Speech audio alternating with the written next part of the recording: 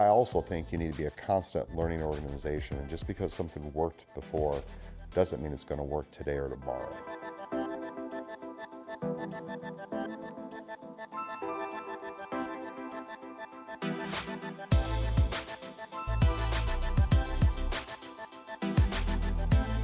Welcome to episode 220 of the Pathways to Success, where we have conversations with inspiring leaders about their business and keys to success. I'm Julian Placino, your host, and we have an outstanding show in store for you today. It is my pleasure to welcome Dr. Nick Zenarosa, founder and chairman of the board of IES, Integrative Emergency Services. Dr. Nick, welcome to the Pathways to Success. So we've known each other now for the past few years, and I have a pretty objective baseline to say this, that you are truly one of the most successful people I have ever met from a business, from a personal, from a character perspective. And I really think the world would benefit greatly from the way that your mind works. So thank you for doing the show. Yep, you're welcome. And I think if the world knew the way my mind worked, I may not be allowed out in public. So that's... I seriously doubt that. And well, I hope you hit all that video we had when we all hung out together. All the behind the scenes stuff. Well, I want to introduce you to my audience. So if you would first tell us, what is IES? So IES stands for Integrative Emergency Services. We're predominantly a staffing company with a focus on emergency medicine, but recently we've also extrapolated into other service lines that are predominantly hospital-based service lines in healthcare. Gotcha. Okay. And what would you say is your mission with IES? It's pretty simple. It's to create the best place to give and receive care. Okay. And we stole that from the legacy Baylor healthcare system here in the Dallas-Fort Worth area. It just really resonated with me, again, to strive to always be the best place to give and receive care. Okay. And what would you say was the genesis behind founding the company? So there's been a lot of things that preceded forming IES. Really, even the history of emergency medicine, I think, is integral to how we got to where we are today. And I don't know how much time we have, but emergency medicine itself is a fairly new specialty in healthcare. It really started because back in the day, back in the 70s, the way emergency rooms were staffed were volunteer shifts from the medical staff. So there was no designated ER doc at that time. The medical staff, which might be eye doctors, ear, nose, throat doctors, general surgeons, spine surgeons, radiologists, in order to be privileged at a community hospital or acute care hospital, you had to go and work shifts in the emergency room. So if you came in as a patient with your heart attack, you might have an eye doctor taking care of your heart attack. If you came in after a bad car wreck, you might have, a psychiatrist taking care of your bad car wreck. So there was an early recognition that as emergency room visits became higher, that the demands of the skill set of the doctors that staffed those emergency rooms had to increase. There were some entrepreneurial physicians, one of which here in Dallas named Leonard Riggs. He recognized that all these doctors had to take call in the emergency room. So he and a few other doctors banded together and took everybody else's call. Okay? So they formed a group of 4 or 5 doctors, and then they just took all the voluntary call from the medical staff and made it into a physician group that specialized in taking emergency medicine call. And then that's how the emergency medicine group here in Dallas was formed. And that went on to become one of the largest staffing companies in the world. Interesting. Okay. Yeah. So and the reason doctors had to take call, doctors at that time, in order to be paid by insurance companies for taking care of patients, they had to have privileges in a hospital. And what hospitals did, in order to have privileges as a physician, you had to take ER call. Right. So emergency medicine started by a bunch of different doctors and the medical staff just showing up for a shift in the emergency room and just kind of winging it.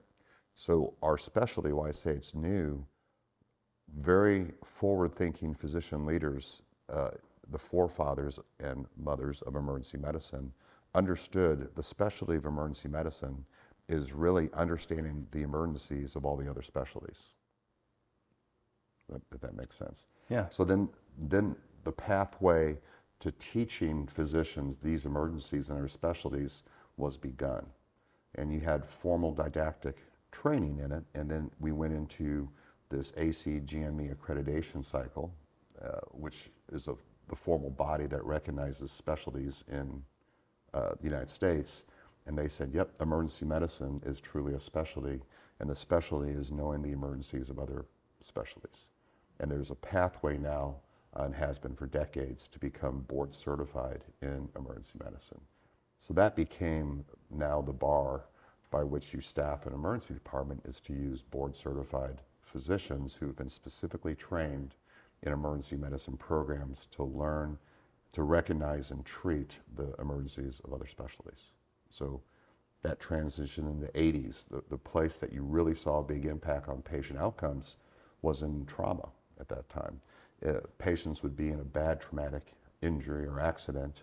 They would be brought to the emergency department, and there are certain, I shouldn't say pathways, but certain syndromes and constellations of symptoms and signs from a trauma patient that you want to address in a certain sequence and cadence. And if you do that, then they have a better outcome than if you don't do that. That's you'll hear referred to as the golden hour of trauma. If someone doesn't die on scene and you get them to a trauma center within a certain period of time, their chance of survival goes way, way up. See, that's interesting. I actually never knew the history of it. I just thought there was always emergency rooms. But according to what you just mentioned, this trend started to happen in the 80s. Is that right? Yeah, the trend to consolidate and really form groups was the 70s and the 80s. Mm-hmm. And about the same time, there was some federal legislature out there, started really in spirit here in Dallas. A gross example, a woman in labor with no insurance would show up to a hospital that was a private hospital, so to speak. And then she might be on the verge of delivering that baby, but then at the time, this doesn't happen now, at the time there would be a wallet biopsy, and they'd say, oh, well, this patient doesn't have insurance. So they'd shove the woman back in an ambulance and then drive the mother and soon to be delivered child to the county hospital to be delivered. Well, obviously, these are time-sensitive things. You hit traffic, you get a flat tire, somebody gets lost, they didn't have GPS back then, you get lost going to the hospital. You might be delivering this baby in the back of a bouncing ambulance. Or worse, there might be a medical emergency. The mother could start to exsanguinate, bleed to death. The baby may not be breathing. So there were horrible outcomes. And so this caused federal legislature to be passed called COBRA and TALA, and those are long acronyms, and people can look them up on the internet. But basically what it said is that we have to provide a medical screening exam regardless of somebody's ability to pay, and we cannot discharge that patient from the emergency room until we, within a certain degree of confidence, know they don't have an existing medical emergency that's a threat to life or limb. The only time you can really transfer somebody is if we need to transfer them to a higher level of care. That if they remain at that initial site of care, the chance of a bad outcome is higher than if I put them in a box, an ambulance, and transfer them to a higher level of care. Mm-hmm. And that's called, we refer to that as COBRA and TALA. Wow. If a hospital violates COBRA and TALA, physicians are obligated to report that hospital, and it could impact their future funding from the government, which would be a death sentence for most hospitals. I mean, it's really interesting to see the history of healthcare and how things kind of evolve to get better. So what would you say is the biggest problem or challenge in healthcare today, and how does IES seek to solve that problem? So healthcare in our country is about 21%, and that number's from a few years ago, 21% of every dollar spent in the United States. Okay, so it dwarfs every other sector in our government. It was 21% of every dollar spent. 21% of every dollar spent in the United States is spent on healthcare. All right, so that number is exponentially higher than what we spend on the military, than what we spend on Medicare. Medicare would be included in that, I'm sorry. But on other things, technology, all these things, healthcare dwarfs the spend on other sectors in our government. Okay, so when you have that much money involved, you have a lot of players involved, right? You've got pharma, you've got hospital businesses, you got hospitals, you have physicians, you've got all the ancillaries that support healthcare, so it becomes huge, okay? Back in the day, so my dad was a practicing internist up until he was in his 80s, and he lived through the advent of Medicare, okay? But prior to Medicare, he had a very traditional internal medicine practice in Southern Illinois. He had 25 to 30 patient encounters in his office per day. He knew everybody by first name. They knew him by, first name, called him doctor, but still knew him. They knew where he lived. They knew our phone number. They knew our address. And they knew he was always accessible. But the point is, he could actually spend time and invest into that physician-patient relationship every time he interacted with his patients. They never felt rushed. They could ask questions. He'd explain to them. So he knew that those patients very well, and they knew him personally, that he was their advocate. And he didn't have to go through intermediaries to see them or vice versa. It was direct to Dr. Zenarosa. Right. And what happened now, you entered into the Medicare age, so, and all the other commercial payers, okay, there's 4 big buckets of reimbursement in healthcare. There's people without insurance, and those are referred to as self-pay, Medicaid, Medicare, and commercial. Okay, those are the 4 big buckets, particularly for emergency medicine, that people are reimbursed through healthcare. So my dad, before Medicare, he would have either commercial or people with no insurance, right? And so, and the people with no insurance, and his charge master, what he actually charged people was so low, they would, pay him $30 here. In commercial, again, that's like from an insurance company? Blue Cross, United, Got it, okay. Cigna, Aetna. You'll hear that referred to in the industry as the BUCAs, because those are the 4 big ones that make up 90% of the market. Gotcha. In commercial insurance. So people, either they had insurance or they didn't have insurance. And if they didn't have insurance, not as big a deal, because you just pay a little money here and there and it covered the cost.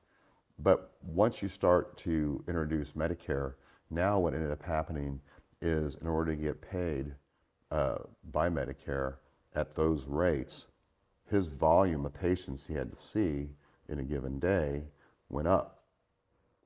Okay, so instead of 25 patients a day, because his hard costs in his office stayed about the same, instead of 25 patients, now he might have to see 40 patients a day. That could right? dilute quality then, right? All right, so now the amount of time he had to spend, last I checked, they've only, a day still 24 hours. You still got to do things outside of work. But his day got longer just trying to see, this higher number of patients. And then suddenly now, it's going to be hard to believe, but sometimes when the government gets involved, there's more paperwork involved and more hoops to jump through. So then the amount of extra non-clinical work that had to be done for reimbursement also went up, okay? Then commercial insurance started to follow suit of what Medicare did. They're trying to lower their reimbursement toward a Medicare rate. The paperwork went up. So now, for every time he saw a patient, where the amount of charting and paperwork to file a claim and to fill out a medical record might have been this big, now it's got this big per patient. So you got more patients coming in the door, and the amount of non-clinical work has just exponentially gone up. There's some studies recently, and then you put the advent now of the electronic health record in there. As an example, in our original book of business here in Dallas, that we had paper charts and transitioned to an electronic health record, we went from took us about 90 seconds per patient to fill out the paper record. When we put in the electronic health record, it went anywhere from 12 to 20 minutes per patient.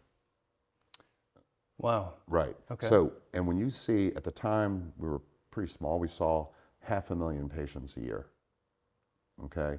So just take that delta of 10 minutes a patient, let's say, times 500,000. Wow. That's how many extra minutes of work our doctors had to do without any kind of revenue offset. So they got a pay cut because of electronic health record, if you think about it. Because during their shift, they now had to take up that time. Let's say it's a 10-hour shift, and before you could see 2 patients an hour, but now you just tacked on all this time for the documentation. You just tacked on hours to that shift. They now still only see 20 patients in that 10-hour clinical shift, but they might have 2 to 3 hours of charting. So it's functionally a 12 to 13-hour shift, the last 2 or 3 of which is no reimbursement. So from what I'm getting from this, in my own layman's terms, try to unpack that, is the biggest issue like the distance between the patient and the physician and like the layers in between?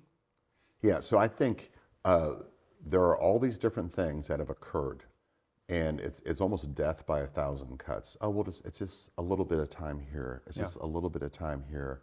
It's a little bit of time here.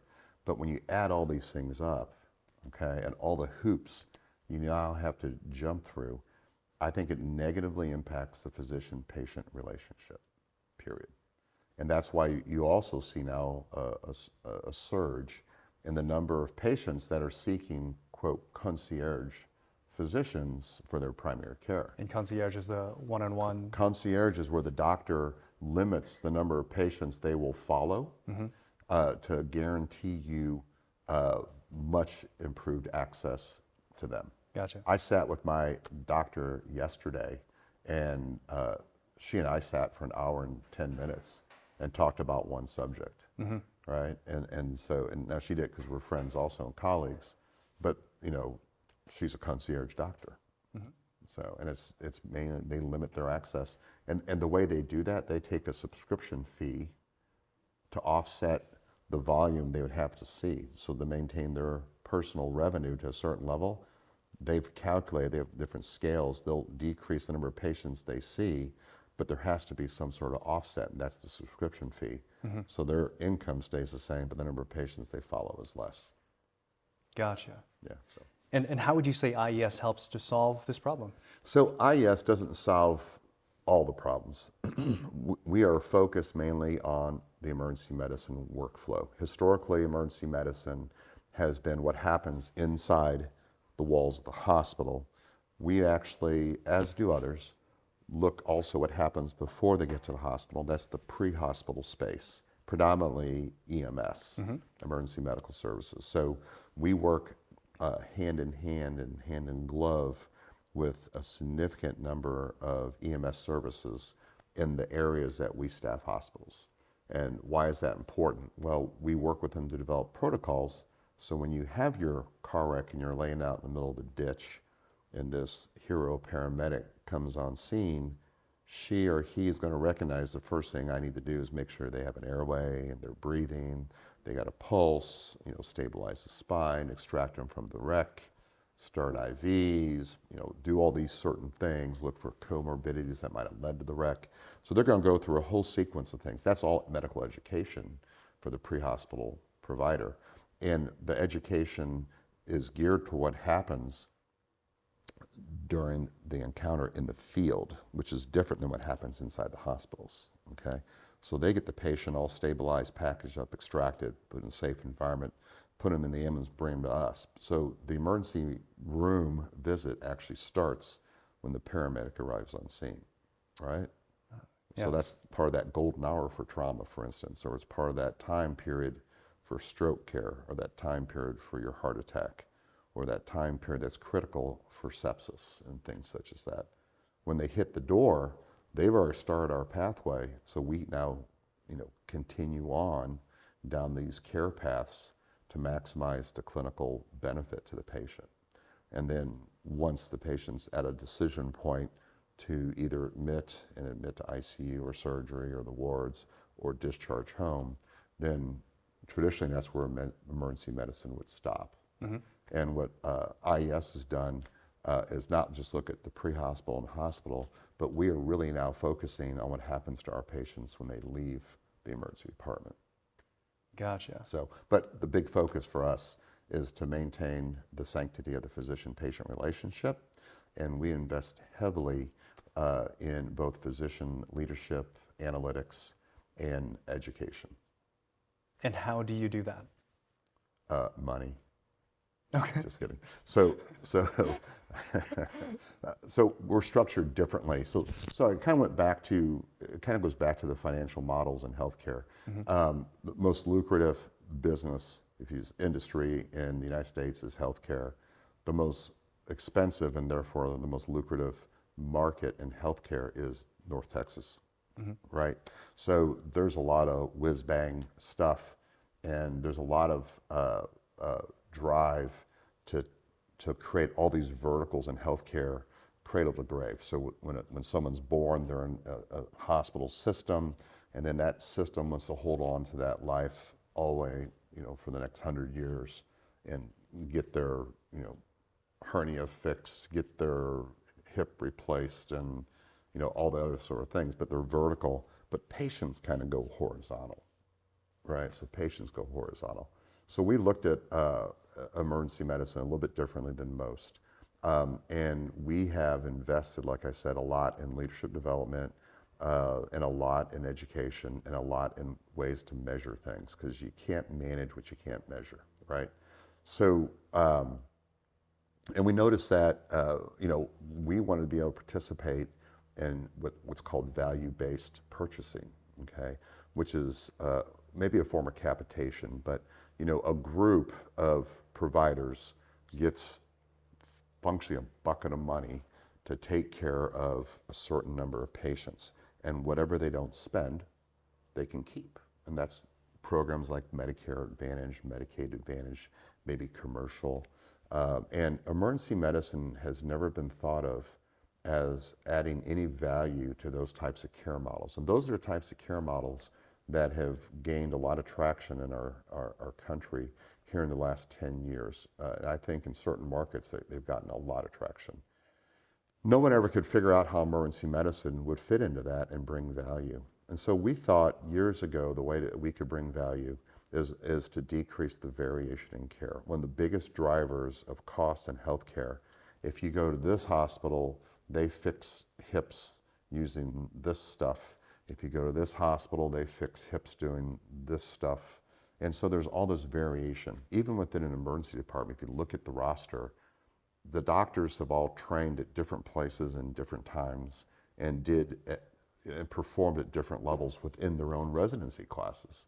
So we decided that one of the first things we would do is start to decrease the variation in care. So old doctors like me, I learned how to do things very differently 25 years ago than a new doctor coming out this next year. There's been some progress in certain areas. So we have large venue education experiences where the providers learn what is the agreed upon evidence-based best practices. So there is a certain way to do an emergent airway. There is a certain way to do a nerve block, okay? Not everyone learns that in residency for all the reasons I said. So we actually require our providers, if they can't demonstrate competency on their procedure logs, then they participate in what we call critical procedures courses. And a critical procedure is defined as a low volume, high risk procedure, because you don't do every procedure in every emergency room enough times every day to maintain clinical competency, right? I don't deliver babies every day, but yet when a precipitous delivery comes in, if I mess that up, there's going to be a bad outcome for a mom and a kid. That's not good. So we have different ways to make sure people's skill sets are at a much higher level than probably what's out there in the community to address these high risk, low volume procedures. Gotcha. I want to ask you a question that one of my clients wanted me to ask you. I'm going to interrupt you. Yeah. The other thing we do is we don't just teach people how to do it, we actually then measure their performance. So we have created these folks within IES, they're brilliant people. They can extract data from a rock. They will extract the data and say, Dr. Zenarosa, on this shift, you did these things.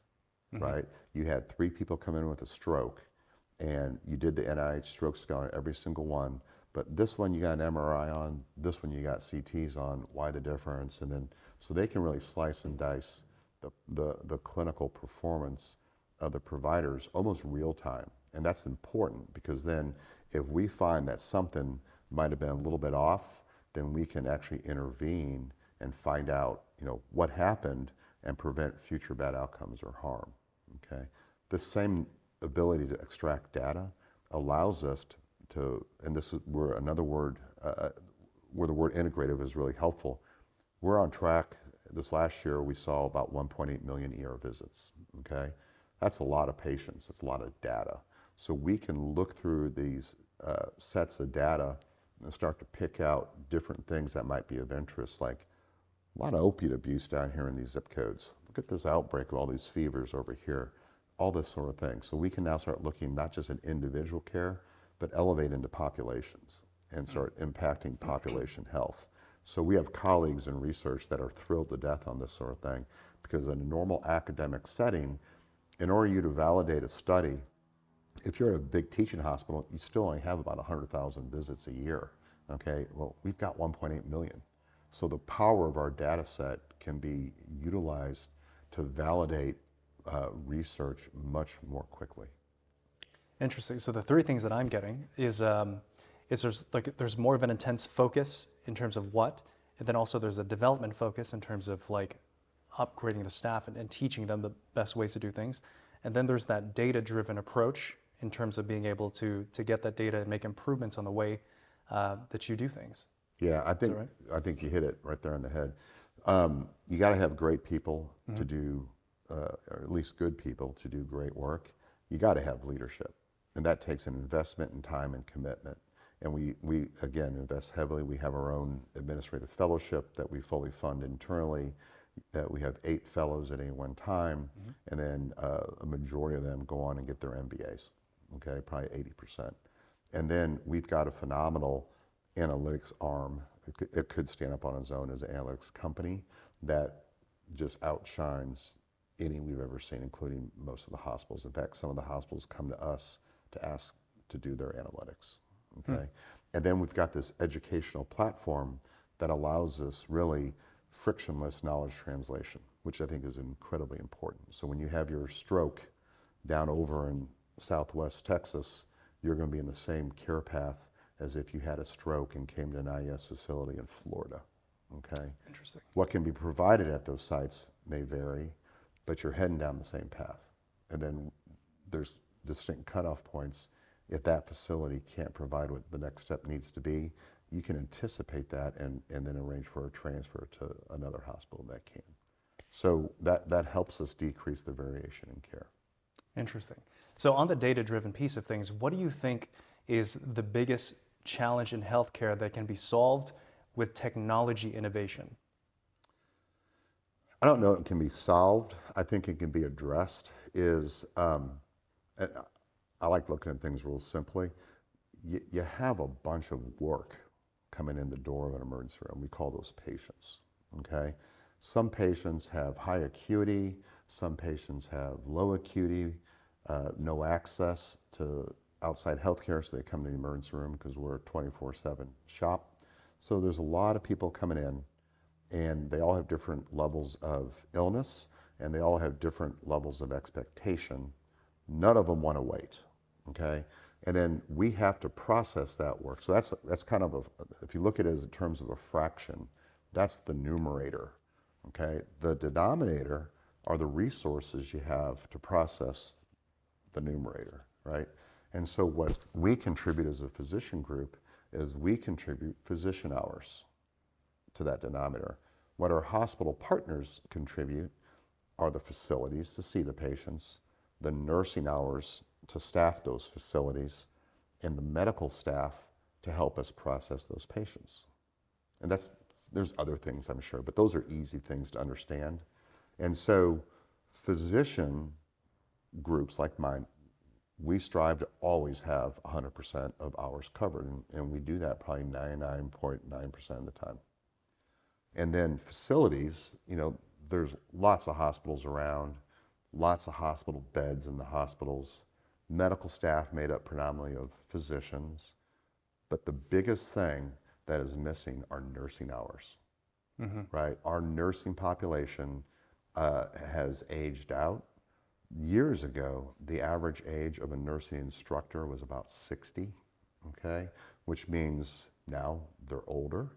They phase out of the nursing industry altogether, and there's nobody really backfilling them. So I thought years ago, the biggest crisis we had in healthcare was nursing, and then COVID just put a laser on it and put the foot on the throat of the nursing industry to the point where people just couldn't take it anymore, right? Because the one thing also in healthcare that I think is really unfortunate, a lot of times, especially in the different areas or departments of a hospital, if something doesn't work, it always just, let's just have nursing do it, right? So the nurse's responsibility, he or she, went from here to there, okay?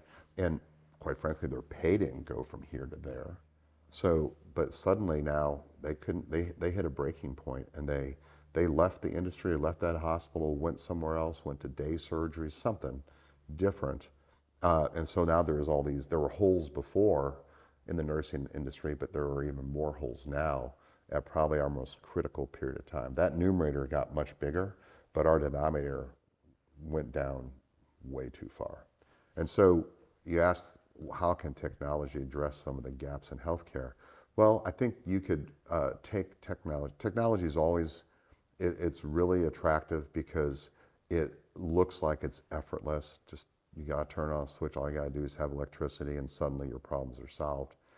And I think, it can address certain aspects, but I'm not so sure how comfortable I'd feel laying in a bed at my most vulnerable in an emergency room and have some robot walk in and start taking care of me. I'd much rather have, somebody with a pulse and a heartbeat come in and talk to me and have a body temperature of 98.6, not room temperature, coming in there, right? But I think there are things that it can do. I think we started using technology to address remote presence, right? So that remote presence can occur before the patient ever comes to the hospital. If an ambulance gets deployed and they're on scene and they think the patient, they're probably sick enough to see somebody, but I'm not sure they need to go to the emergency room to see somebody, they will tap into our workforce through telemedicine. Then we'll give an opinion and say, based on their exam and laying hands on the patient and vital signs and everything, we either agree or disagree with that paramedic and say, they probably can go to an urgent care versus the emergency room. Okay. And then they transfer them to a different venue, and they never hit the ED door, okay? So for patients who are actually in the emergency department, triage occurs when you don't have beds available for patients to come straight back into a bed. So then you have to triage them, it's really a French term, to understand severity and the order of which you need to see patients at that particular time. So we do things like teletriage at some sites where a patient will actually come in the door, okay, not by ambulance, but just come in the door to be seen. Then we can help prioritize when they need to be seen. And then we're straightforward with them. Hey, it looks like you've got something that needs to be seen, but compared to the other 40 people here, probably more minor, your wait time is going to be higher. Okay. And then going back to that law, the Cobra-Emtala law, I've triaged them. That does not satisfy that law. Okay. I've not determined they don't have a medical emergency.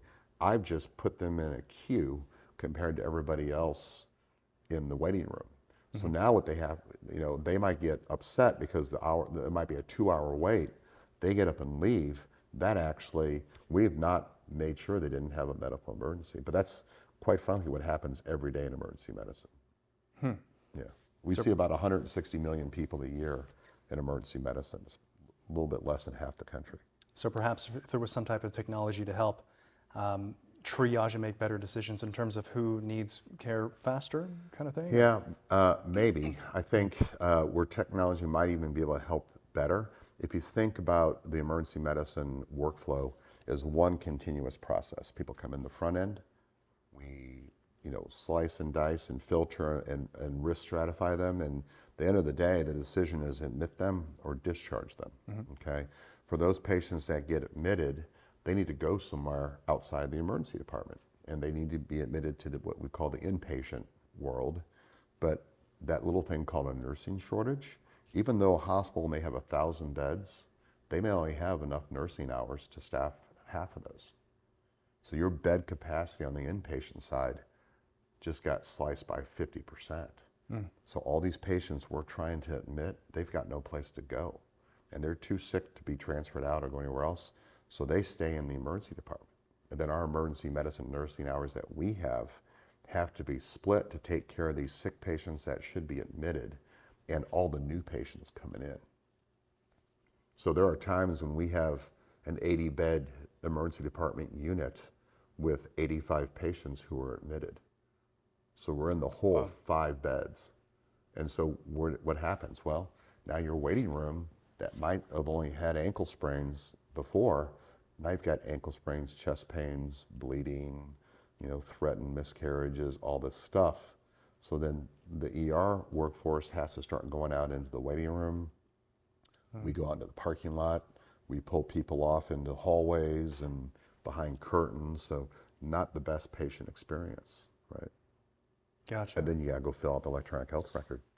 And that causes more delay. So, okay. Yeah. So, Nick, before we learn more about your story and kind of like what makes you tick and your advice on how to achieve success, tell us, what is your vision for IES for the future? So I had mentioned before, I think one of the problems with healthcare, number one, again, it's 21% of every dollar spent. Therefore, it's where all the big fish are swimming trying to make money. And they, over the years, either private equity or VC, whatever you want to call them, or Wall Street, they have realized that the physician-patient relationship can turn into a financial model, okay? So what happens when that occurs, you get folks with a pool of money that come in and offer doctor groups, okay, a bunch of money to be bought. And so those doctors agree to be bought, but they have to give something up in order to receive that buyout. Usually what they give up is upside. They no longer necessarily make a profit. They get paid to give up their profit, and they have to also agree to work in their current capacity or higher capacity for a certain period of time, maybe 3 to 5 years, okay? Sometimes they have to work 3 to 5 years at a lower rate, okay? So that happens over and over. It happened in emergency medicine, happened in other hospital-based practices, anesthesia, even happens in derm and all this kind of stuff, so not new news. But one of the ways that the now, owner, the private equity-owned contract management group makes their money and maximizes their money is to maximize the revenue in these physician groups. And the way they used to do that before some legislature has taken place is they would not contract with insurance companies. So when patients with United Healthcare came to an ER, there was a good chance the hospital might be in network with United, but the physician group would have been out of network. And an in-network rate would have been significantly less than the out-of-network rate. And so these now very sophisticated contract management groups owned by private equity would send these very high bills to the insurance company and the patient. And if the insurance company didn't pay it, then the threat was, well, I'll send the balance of that bill to the patient and let them know you didn't pay it. So then patients at times, once in a while, will get this balanced bill, but then they would get mad and say, well, you didn't pay my ER visit, it was an emergency, I'm gonna switch to another company. Boom.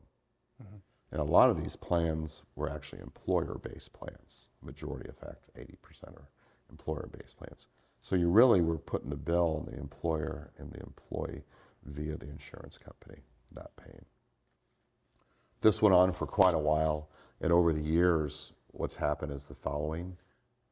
The insurance companies went to the hospitals and said, hey, if the physician groups in your hospital balance bill patients, we're going to cut your rates, Mr. Hospital, okay? And so then the hospitals would, push over on the physician groups. You got to be a network, or I'm going to switch physician groups to come staff my ER, okay? So all these things were in play. At the end of the day, the results were the following. It is now against the law to balance bill patients. Therefore, there's no leverage against insurance companies for any type of negotiation, okay? And patients don't want to pay more than what they're already paying within their obligations to insurance companies. So we made a decision years ago before anyone else. Since we didn't have to service debt, we're 100% physician owned and led. So we don't have any outside investors. And so we don't have to, hit these 20% profit margins that our competitors do. And we don't have any debt. We didn't take on debt to go buy groups to consolidate to then flip. There is no flip at IES in the past, present, or in the future. We're not a flip model, we're a build model.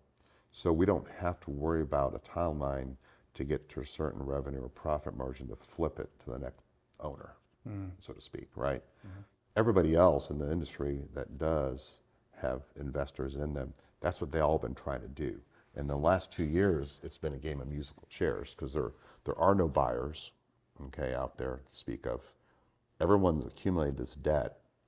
And so every ER visit they see within that group is trying to pay a doctor, trying to pay overhead, trying to pay an investor, and trying to pay off their debt.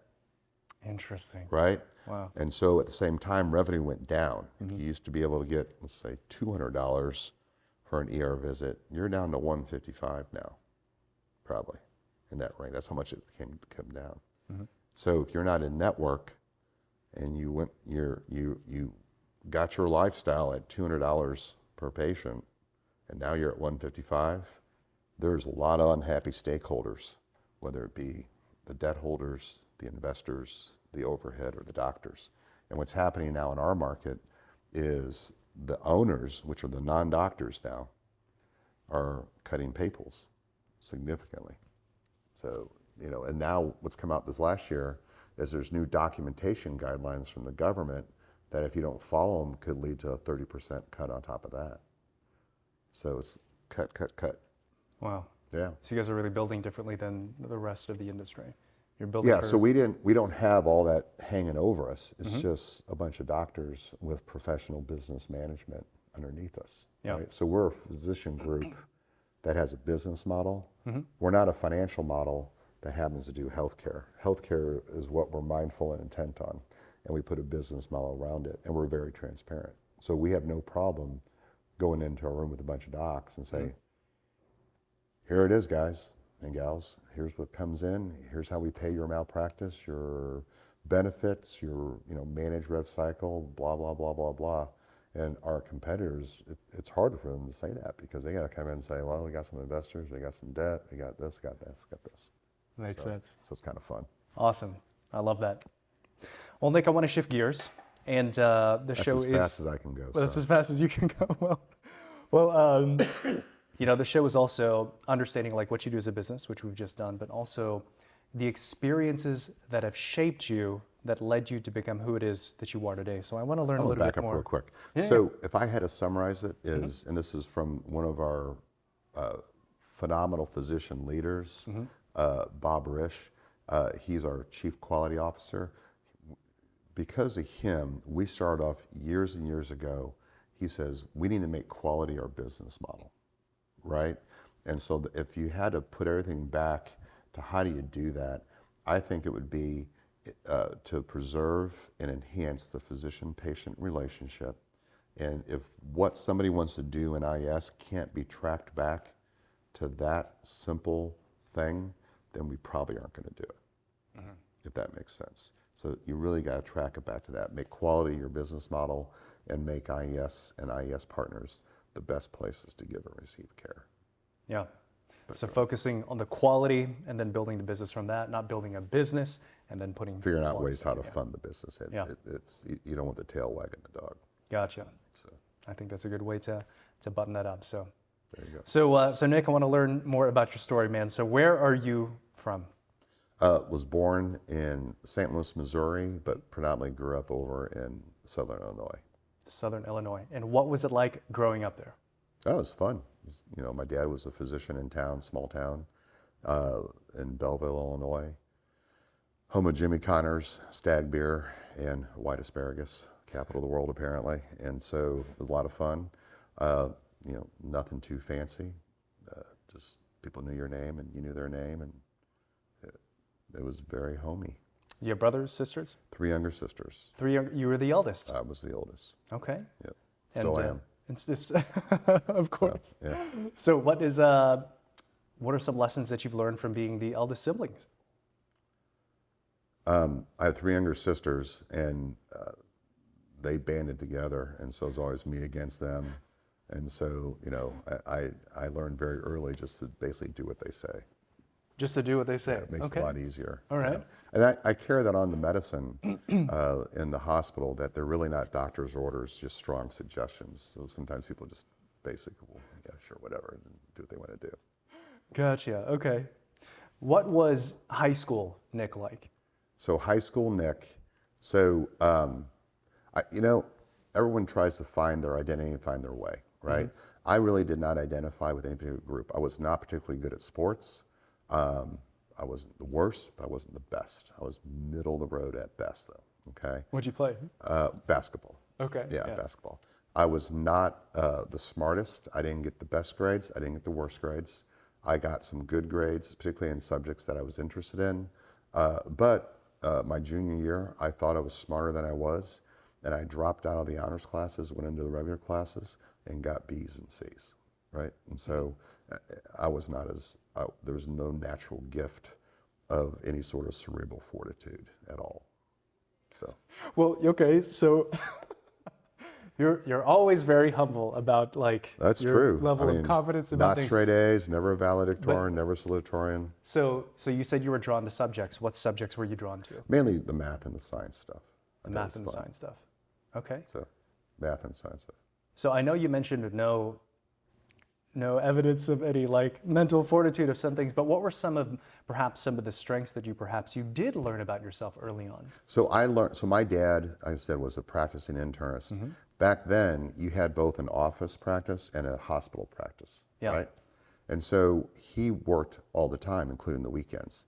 So he had office hours during the week, but then he would get up early in the morning, go see patients that were in the hospital, and then he'd walk over to his office, see patients in the office. Mm-hmm. If somebody got sick during the middle of the day, his office was in the hospital. Mm-hmm. So he would then go from the office back into the hospital, take care of somebody. So he'd go back and forth. He was constantly tending to his flock, right?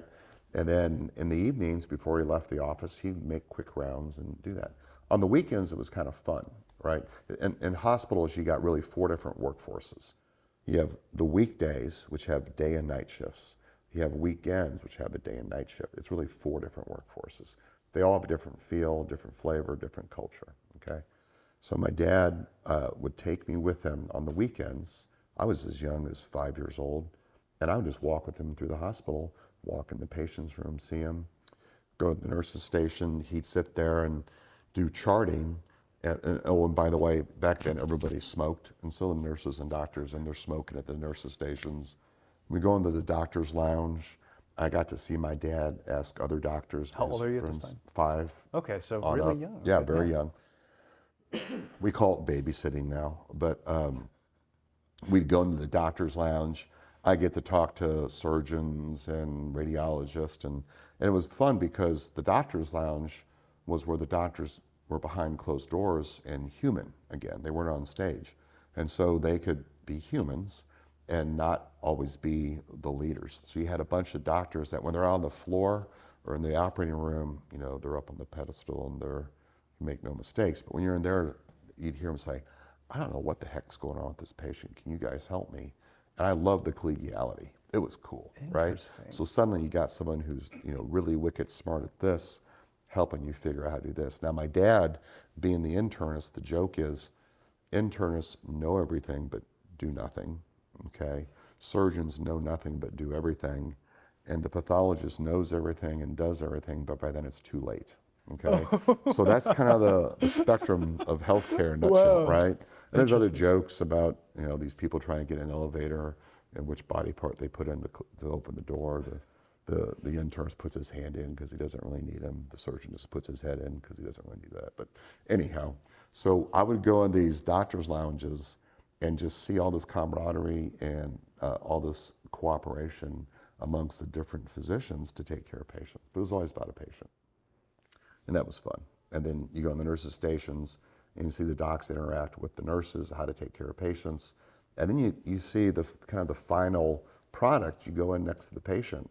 And it really is true. You diagnose sometimes, you were able to treat patients sometimes, but you always made them feel better. And that's a key theme, is comfort always.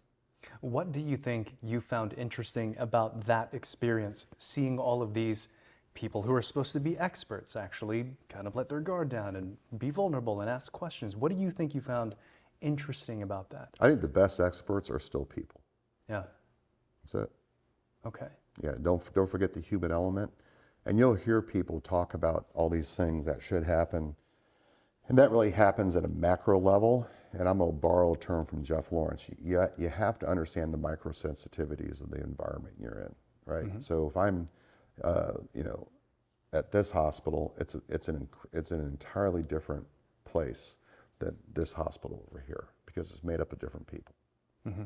So your dad taking you to the hospital and doing the things that you did, do you remember being forced to do it? Is it something you looked forward to, or what do you think? Well, I said before, my dad worked all the time, so if I wanted to hang out with my dad, I had to go to the hospital and hang out with him. Okay. It just turns out it was fun.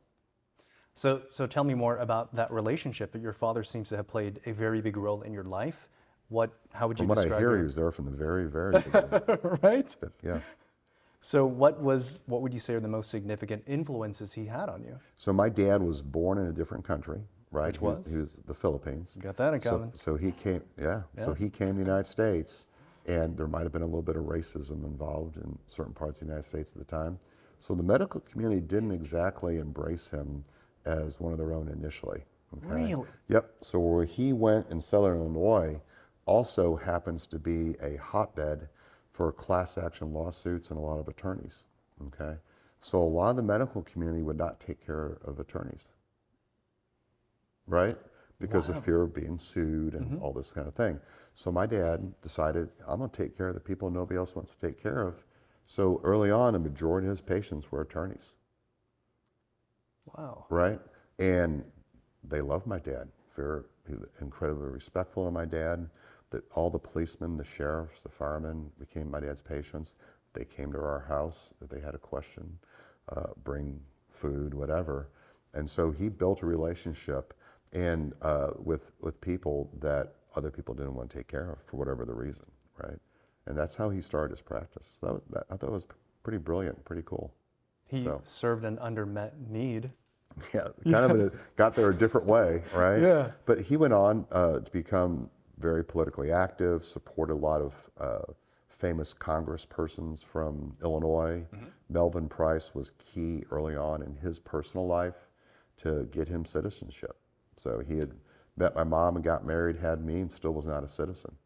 And so they tried to deport him, and Melvin Price, who I think went on to become the committee chair for the House and Ways and Means Committee, which was a pretty powerful thing for our government, is the one who actually, I think, was instrumental in getting my dad his citizenship eventually.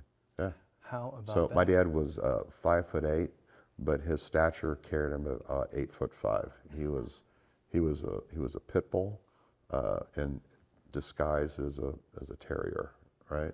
But he was tough, and he was resilient. And when he was convinced of something that was right, he didn't stop until he got it done. So that's pretty cool. Wow. Yeah. How would you describe his character then? You know what? He did the right thing when no one's looking. I think that was the best way to describe it. He did the right thing when no one's looking. And just as we said, we will make quality a business model, he made a livelihood by doing the right thing when nobody's looking. So he was the doctor's doctor. It was cool because, the last half of his career, everyone realized he was a great person and a great doctor. And so he took care of a lot of the people you would never expect to ever go to him. Your dad sounds like a great guy. He's a great guy. Yeah. Great guy, great role model. So. What did you learn from your mother? So my mom is very, she's full of life. Okay, so she can take something that looks very ordinary and extrapolate that into something that is very extraordinary. Say it again. She could take something that looks very ordinary situation and extrapolate that into something very extraordinary to make you look at it a little bit different way. So she was a nurse by training, a few years younger than my dad, and so she was sometimes more like a big sister than a mom, and a lot of fun growing up. What was the most memorable example of how she looked at something that was ordinary and made it look extraordinary to everyone else that you can think of? When they were first, when I was younger, didn't have a lot of money, okay? And so they would go and buy things in bulk, okay? Like canned goods. They would buy things in bulk. And the cans were all identical cans. The only thing that differentiated them was the labels. And so there was only two of us kids at the time. My younger sister, Anya, and I got in the cupboard, took all the labels off. So she had no idea of these 100 cans of food of what it was. So for the longest period of time, we had surprise dinners. And it was fun because every day was a party for us because we had another surprise party dinner and had no idea what it was. Now, my dad is not exactly happy about it because he might got tired of eating Spam 5 days in a row. But, from a kid perspective, it's a party. And that's an example. That is a great story. It is true. Interesting. Okay. Did I stump you? Do you think you always had a kind of an entrepreneurial nature though? Or you think that was cultivated a little bit later on? Or? So I don't know what the definition of entrepreneur is in your book. Tell me what you mean by entrepreneur. Somebody who starts a business. Yeah, I think my dad started his business by doing something nobody else wanted to do, right? Our specialty emergency medicine got started and organized by doing something nobody else wanted to do. The doctors didn't like to volunteer their time to go staff an emergency room. They wanted to be in their offices or the operating room. So the emergency medicine business organization got started by doing something nobody else wanted to do. Emergency medicine right now in healthcare is considered the safety net in healthcare, right? So by de facto, we do things in healthcare nobody else wanted to do, right? Now we're looking at what happens to our patients when they leave the emergency department. There's some horrifying statistics. If I discharge somebody, even with insurance, that has chest pain, safe to go home because they're not having a heart attack, but they do need prompt follow-up. The chance of them actually getting seen within 60 days, the standard, the preferred timeline to be seen once they leave the department is 1 to 3 days, right? If Julian came in with chest pain, I'd do some tests in the emergency room and say, you're not having a heart attack, but I can't tell you don't have heart disease. I want you to go see a specialist in the next 1 to 3 days. And we even say 1 to 3 days, because if I see you on a Friday, no one's going to see you on a Saturday and Sunday. So I kind of game it and say 3, that's Monday. Yeah. Right? The chance of you actually getting to be seen within 2 months is less than 20%. So that's sobering. So I've got somebody who I'm worried about, that I've risk stratified, that I think you're okay to go home but need close follow-up. You can't get seen within 2 months and you've got insurance. Think about the people who don't have insurance. It could be 6 months or never, right? It's very common. So when you say, how do you have an entrepreneurial spirit, it's really, I don't know that would be the term. It's figuring out ways to close gaps that get you to an ultimate goal and then hopefully along the way you can put a business model to it. I think, okay, so that's, okay, I'm glad that we landed on that because I think you have led by example and that's how you built IES. Because what I heard is you never really saw yourself as a business guy, but you can see problems and you can craft solutions. First and foremost is a solution to that problem and then figure out how to make money from that. That's exactly how you built IES, right? That's true. That's emergency medicine. Yeah. Right. So maybe that's the answer then, is that's how you approach business. It's always like solving the problem first and then figuring It's problem solving, but Yeah. it's really about gap closure. But I also think there's some other tenets to it. Is there are certain types of industries that if you personally want to do well, and well be defined as make a lot of money, okay, probably somebody else is going to lose. Yeah. Right, and so it's just a shifting of the dollar. Okay, and then there are different industries where you don't have to cause harm to somebody else per se, but you create something that wasn't there to begin with. And then you add value to that, and then you share in that value, and that now becomes a business in itself, right? Yeah. And telemedicine, I think, is an example.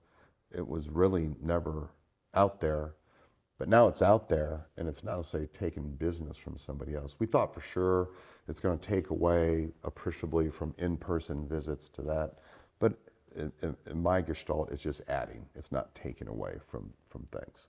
And like we said before, it could serve to fill a gap right now because of something that nursing hours have caused. Maybe we can use that to help fill some of that gap, but it's not taking away the use of nursing hours. It's just filling in a gap from a deficit, right? So I think that to me would be what brings me personal satisfaction, is to do well in a business model that is added value and then sharing the added value, not to take something from somebody else. I think that is great, and I think a great sort of philosophy to think about when it comes to business, and we'll definitely talk. And are we perfect at it? And the answer is no. Yeah. Okay. Depending on who you are, there's only been one perfect person, and we killed him. So, right. That's right. So what else do you think you could maybe point to that in your childhood or early on that shaped your personality, your work ethic, your character? Merle Guthrie, my junior year, when I told you I dropped out of the honors classes and took regular classes, I thought I'd just coast, and she was one of the hardest teachers I ever had, and she was tough, and she would say things like, just because your dad saved my life doesn't mean I'm going to cut you any slack in class in front of everybody. And she said things like, never ever try to get an A. Never try to get a good grade. Try to learn as much as you can, and the grade will follow, right? And you've heard it reiterated otherwise, don't just get an A, be an A, and all this kind of stuff.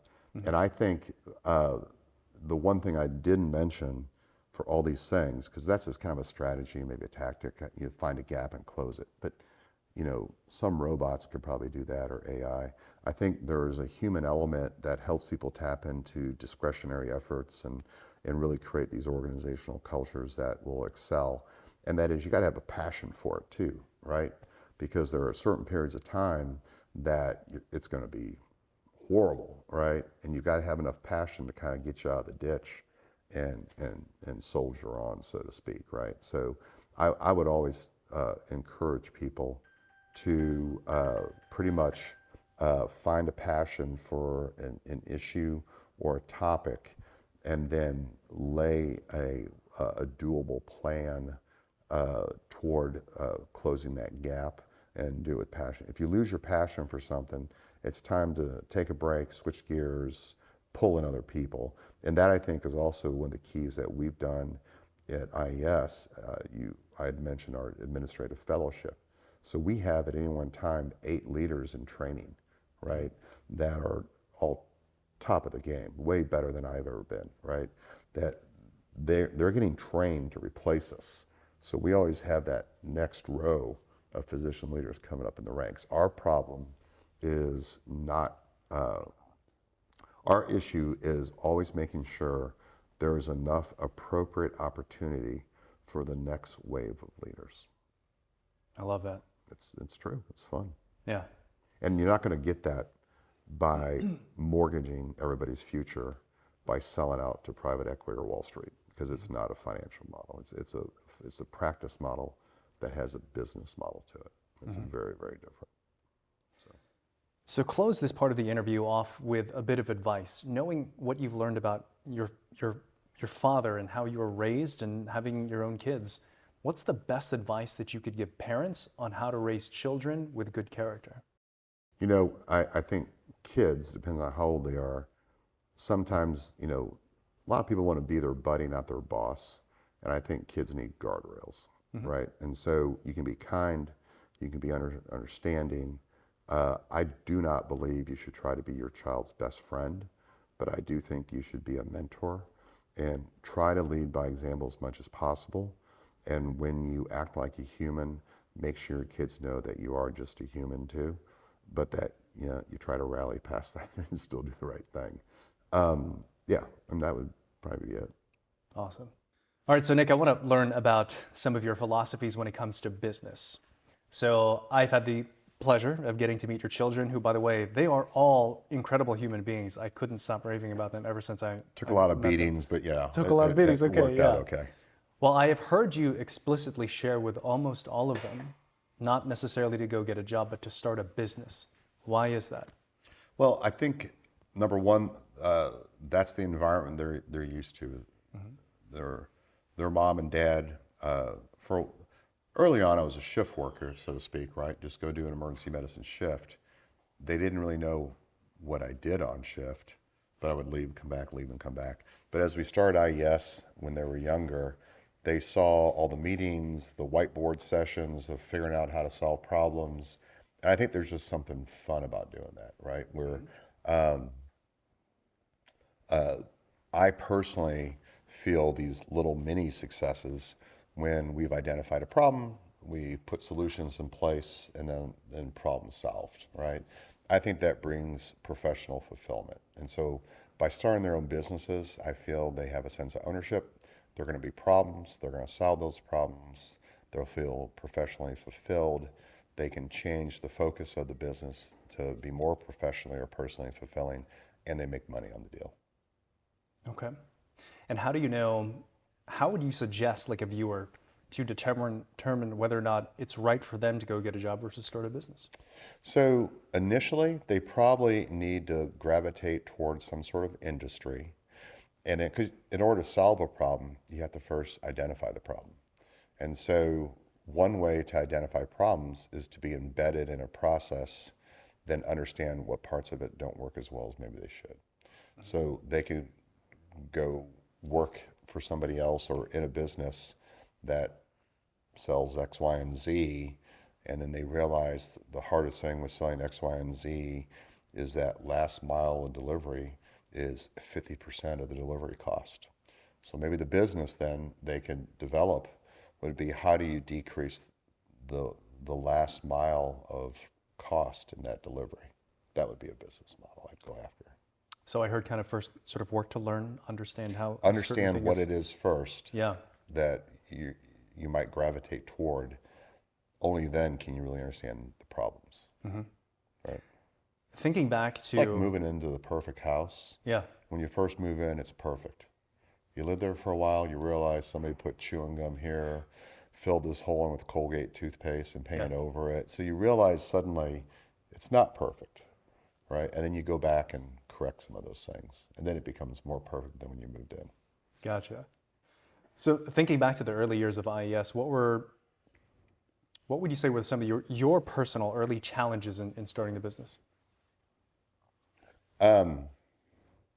So looking back now, there are things, if I were smarter, I would have recognized were challenges. Okay? Might have scared the heck out of me. We may have never done it. So at some point in time, I was lucky enough to have ignorance as bliss, okay, on certain things. And, but the one underlying thing that I think that has persevered is that you can have one person be the band leader, but in order to create a great album, you need the whole band, right? It can't just be one person, right?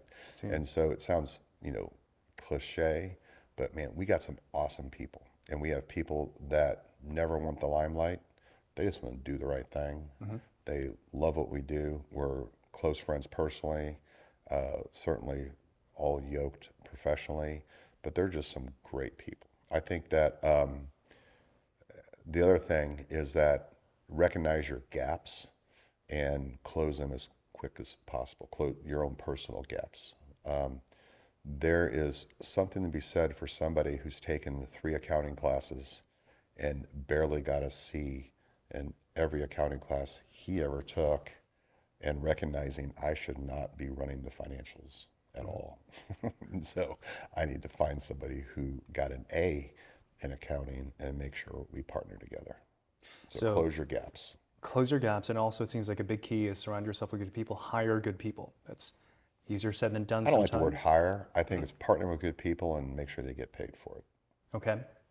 And what is your screening criteria when you meet somebody? What do you look for? How do you know if they're going to be a good person to be with?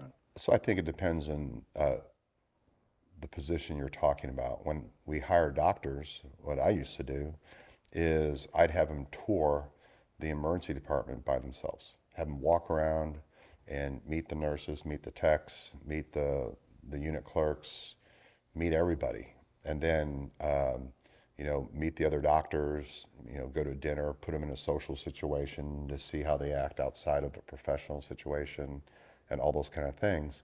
And then I personally would go ask the people that had no power and see how they got treated, right?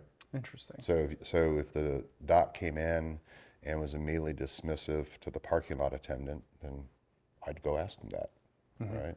If they were rude to the clerk, then I'd find out. And we didn't hire those people because, they just weren't nice people. So again, do the right thing when nobody's looking. I think that's a great tip. Yeah.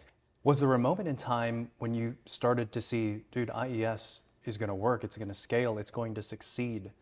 Like, was there kind of a point when you saw that, hey man, this thing is going to happen, it's going to be great? Yeah, I don't know that I had that mindset, more so that we've pushed off from shore and we can't go back there, so we better make it there, right? Don't burn your bridges, you got to go. It didn't burn bridges, but we took a path that would be very difficult to go backwards on. It's like those spikes that you see in parking garages. You really don't want to back up over it. Won't ruin your car, but it probably hurts your tires. Yeah. So looking back then, if you were to summarize your body of work and like how you've gotten here today, what would you say were the 2 or 3 keys that allowed your business to succeed? What was your influence in it? What did you do that made you successful? So I think what's been successful is our organization has been successful. And I said it before, we're a physician group that has a business model. So I think, and again, how do you define success? I mean, if you look at that cryptocurrency guy, Friedman, a month ago he was a success, but he's sitting in jail right now. So I don't think it's a successful business, but you might have interviewed him last year, right? Didn't, but yeah. Yeah, but as an example. Right. So I think really the only way you can ever say something's a success is when you're done with it, right? So when I'm finished at IES, I'll personally try to look back and say, what's the net score? How many successes did we have, right? Versus how many failures we have, because we've had failures, right? And you want the net to be positive. Kind of same thing for your kids and anybody else. The net needs to be positive because you're going to have peaks and valleys and home runs and strikeouts, all this kind of stuff. If you constantly have more strikeouts than singles and doubles and everything, probably not successful endeavor, right? But if every time I got to bat, I got either a single, double, once in a while, a home run, and a grand slam, very few strikeouts, I would call that success. Okay. Right? So, yeah, so I don't know how you would define success until you're no longer involved. Interesting. Okay. Do you have a definition of success for yourself right now? Yeah, I think it's problem solving. Okay. I think it's when we find something that doesn't work and then suddenly you make it work better. It may not work perfectly, but you make it work better. Okay. So with that definition, then it's not like necessarily an end goal. It's something that you can continually experience because I don't know if your mind's ever going to stop problem solving. Well, there's always going to be a problem doing something, Yeah. right?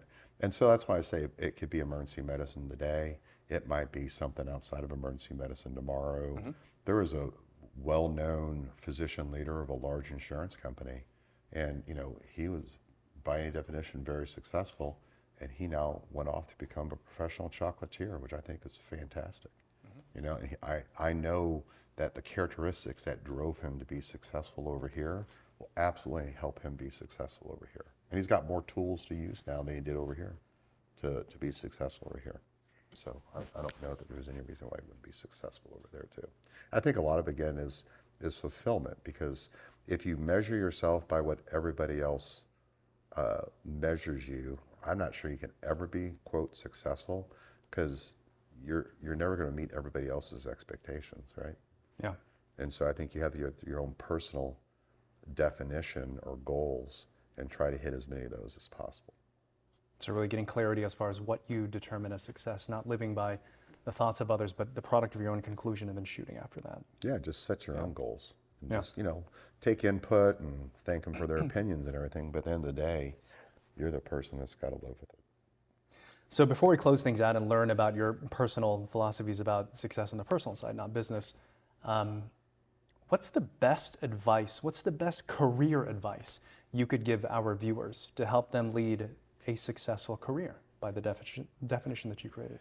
Yeah, I think my dad told me this is, when you get up and you're in the, looking in the mirror shaving, be excited about going to work, okay? Because then work becomes a good word, not a bad word. Yeah. Okay? Don't just put in your time, help fuel your passion, really is what I think he was trying to say. So, and I think there's a sign here at this house, do what you love. Do what you love. I'm a big believer in that. Okay, awesome. So let's kind of jump into things, and as we wrap this up, I want to learn about how you approach a lot of things that everyone experiences, and the first one is fear. So when you are afraid of something, Nick, how do you deal with it? How do you process it? How do you overcome it?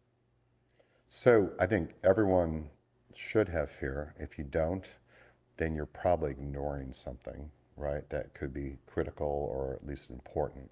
And I don't know that people get rid of fear. I don't get rid of fear. I'm afraid of a lot of things. But I think you have to figure out ways to build courage to kind of take the next step past that fear. What have you found to actually move the needle in helping you build courage?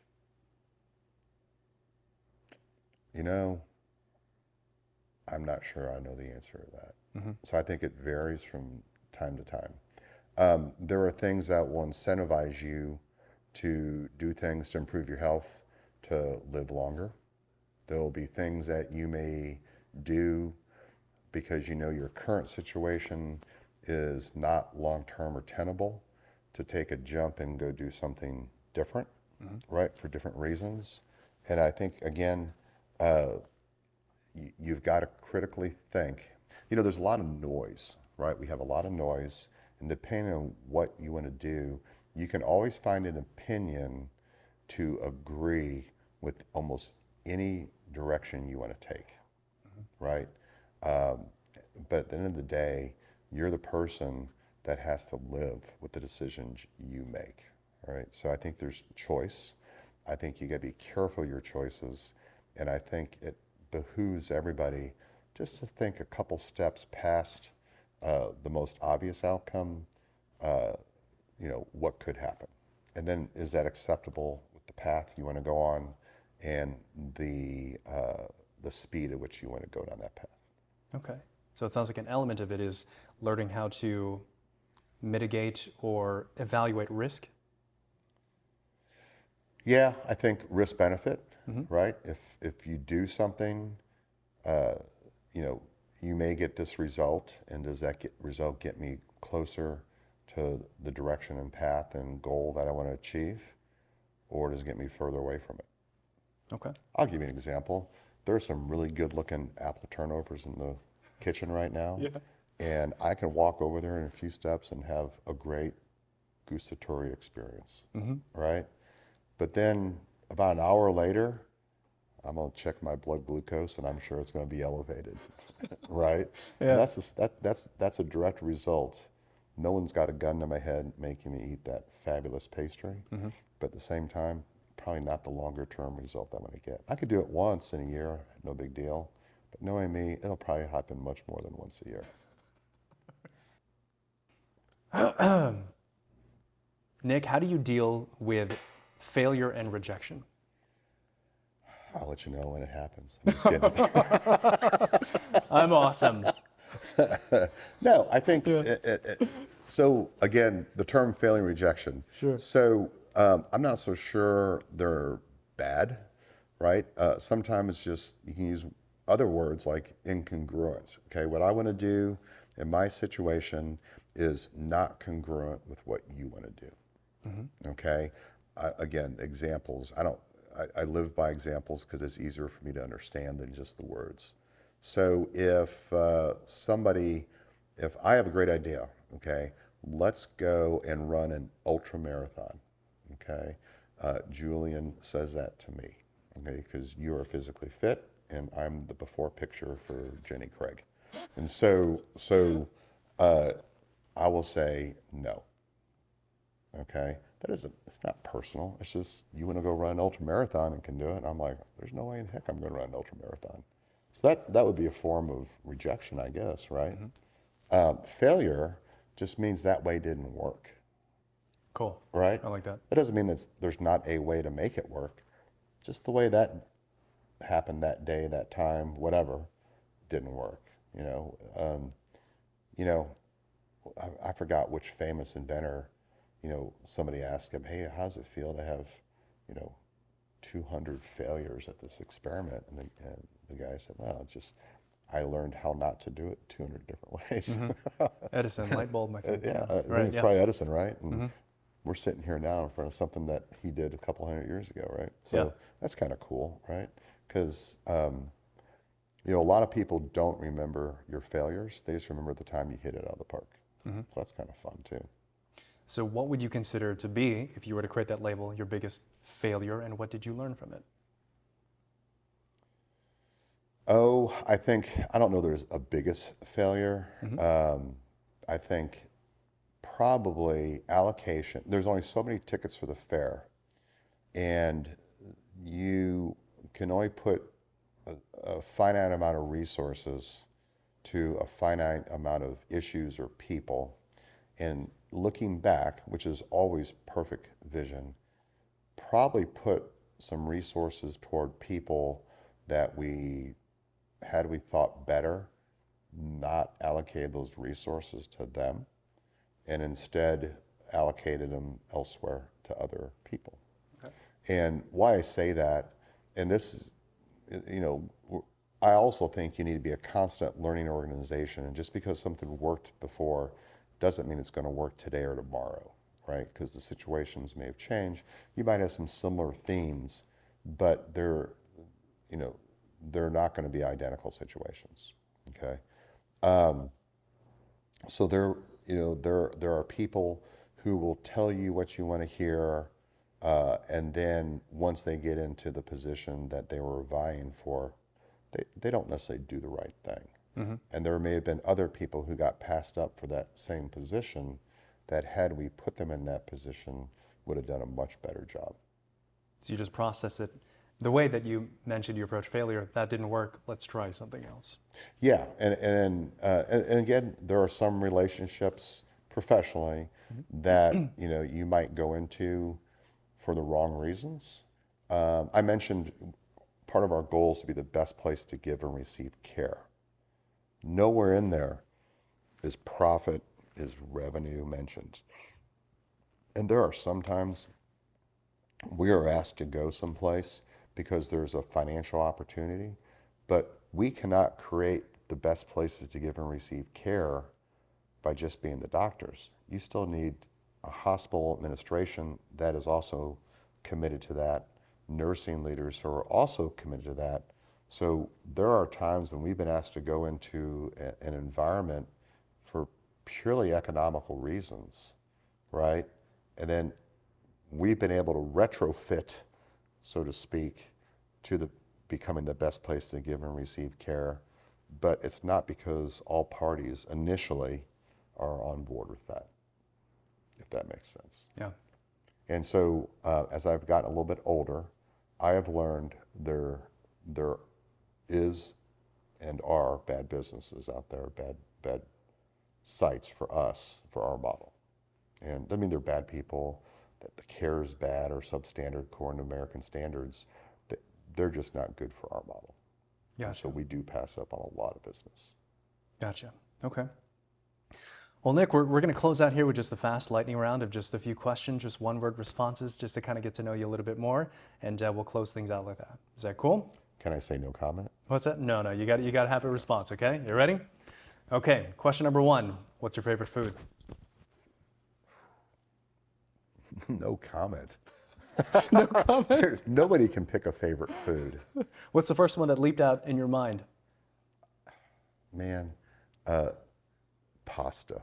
Pasta. Okay, there you go. See, that wasn't that hard. Yeah, All that's right. pretty broad. Could Okay. be pizza. Could be something. Pasta. What's your favorite music? What are you listening to right now? So I listen to all kinds of music. There depends what kind of mood you're in.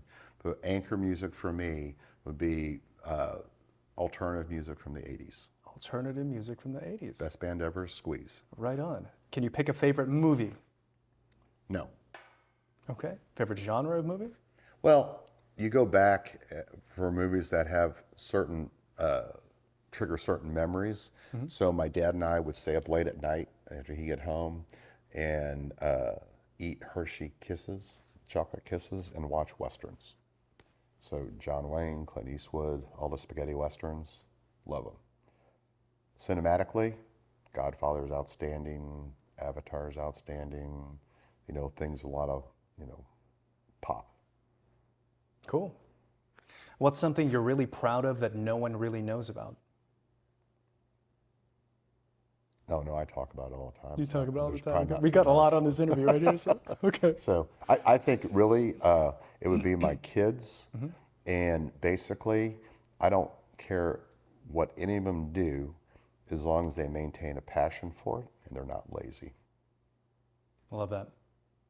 And final question, and I think you've kind of touched on this several times, but the show is all about pathways to success. We interview incredible people like you, and thank you, by the way, for doing this interview to unpack their secrets to success. So close us out with the one final piece of advice for our viewers who are success-minded, they're corporate employees or business people. To achieve success, do this. Fill in that blank. Yeah, so again, I go back to my definition of success. You really can't define it until I think you're no longer doing it. And then look back at your failures versus your positive outcomes.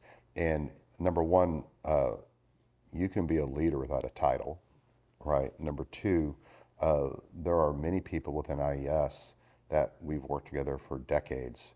And,